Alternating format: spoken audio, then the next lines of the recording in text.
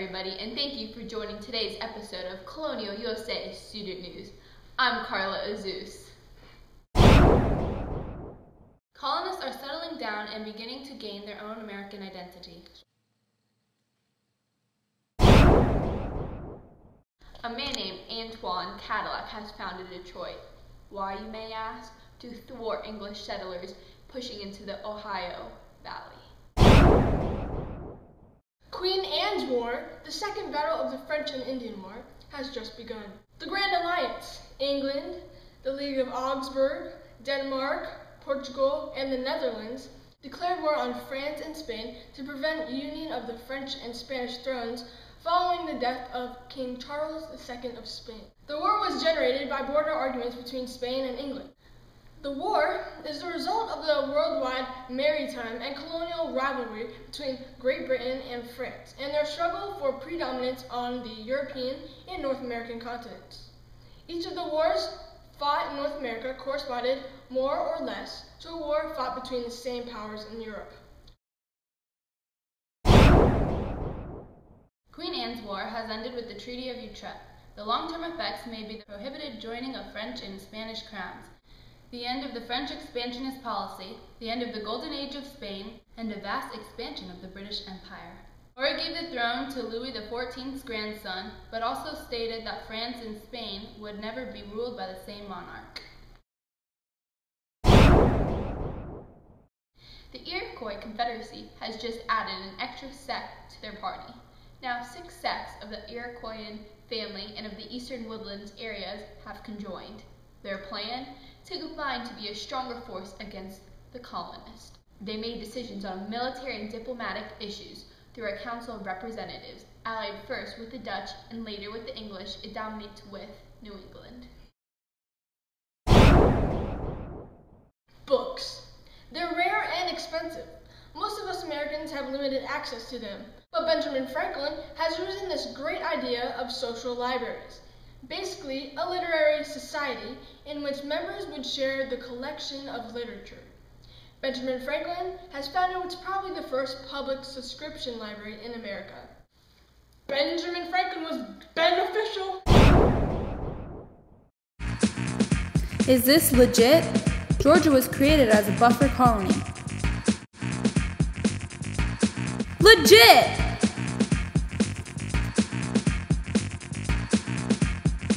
Georgia, the 13th colony, has just been founded. It's been named in honor of King George II. It also serves as a second chance site for wretched souls in debt and protection barrier for the Carolinas. I'm sure you have all heard of Poor Richard's Almanac. If you haven't, you will. It's a piece of literature made by Benjamin Franklin. Published in it is a calendar, astrological guide, and source book of medical advice, of farming tips that reflect concerns of traditional folk culture. It promotes the New Enlightenment emphasis on useful and practical knowledge.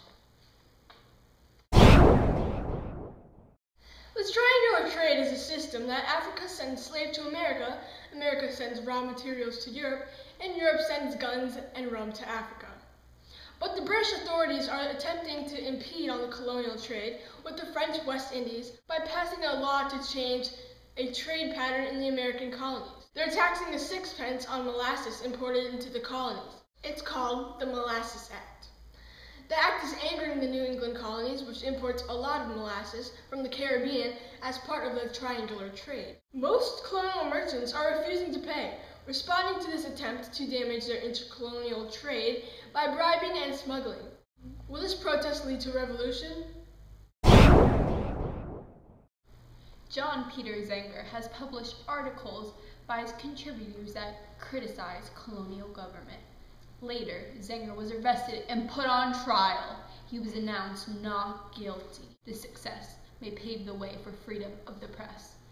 The New York Weekly Journal is where Zenger published his literary works, also where other authors published their works.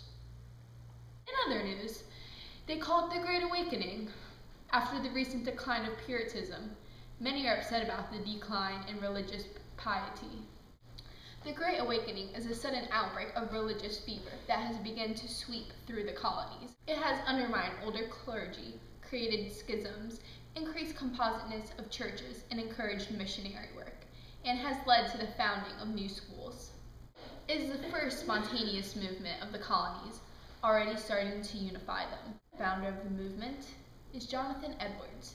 He is also known for his preach about how one must have a personal faith and relationship with Jesus, the Almighty, to gain salvation instead of the afterlife in hell.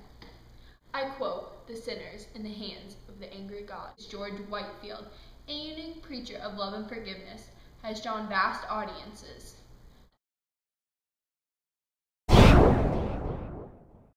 Benjamin Franklin again has come up with a brilliant idea.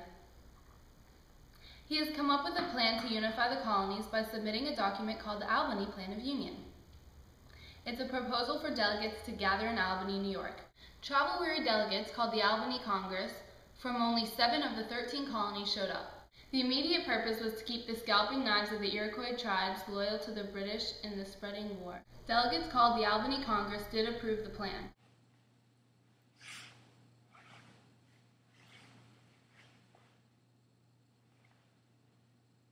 But the colonies and London regime rejected it in fear of losing too much power. In other news, George Washington was sent to the Ohio country to secure the land of the Virginians who had secured legal rights to 500,000 acres. His 150 Virginia militia killed the French leader, causing French reinforcements to come. The Virginians were forced to surrender.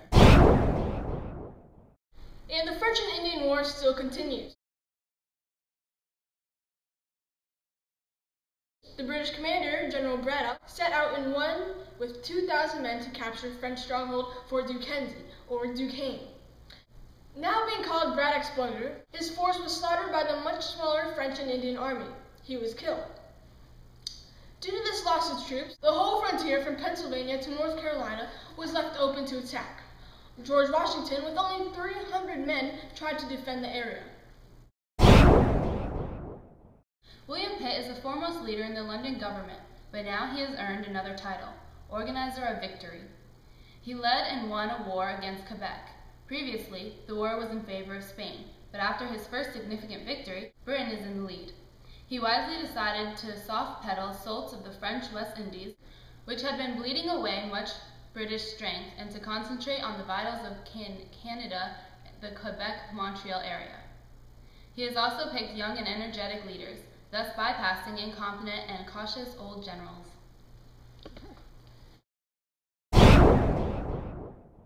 Indian Chief Pontiac led post-war flare-up in the Ohio River Valley and Great Lakes region, an Indian uprising after the French and Indian War. They opposed British expansion in the western Ohio Valley and began destroying British forts in the area. The attacks ended when Pontiac was killed. His actions led to the Proclamation of 1763. They passed the Proclamation of 1763, which prohibits colonists from going past the Appalachian Mountains. Colonists are very angry about this, and they continue to move westward. It was signed to avoid another war. The document, Treaty of Paris, was just signed, ending the French and Indian War.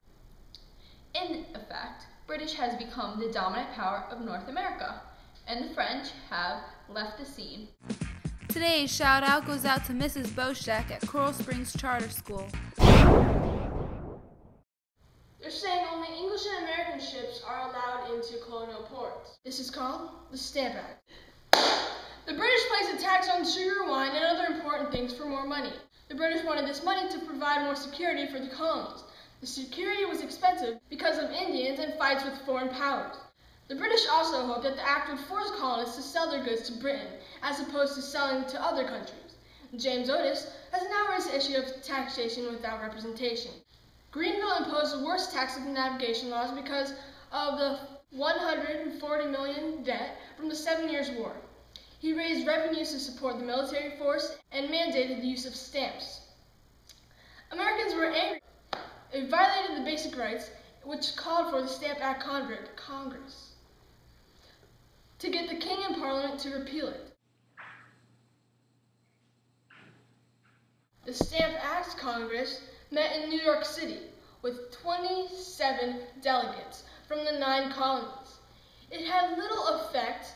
The time broke barriers and helped toward colonial unity.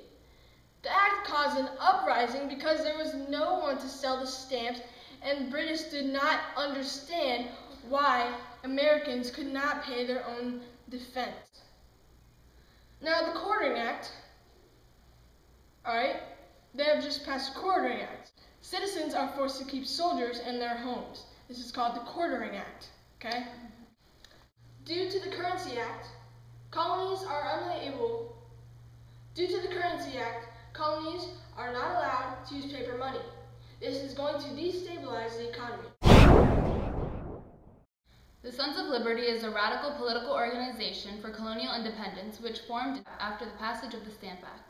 They incite riots and burn the custom houses where the stamped British paper was kept. After the repeal of the Stamp Act, many of the local chapters formed the Committee of Correspondence, which continued to promote opposition to British policies towards the colonies. The Sons' leaders included Samuel Adams, Anti-Federalist, and Paul Revere. Thanks for tuning into this episode of Colonial USA Student News. I'm Callie Azus, Carl Azuz's great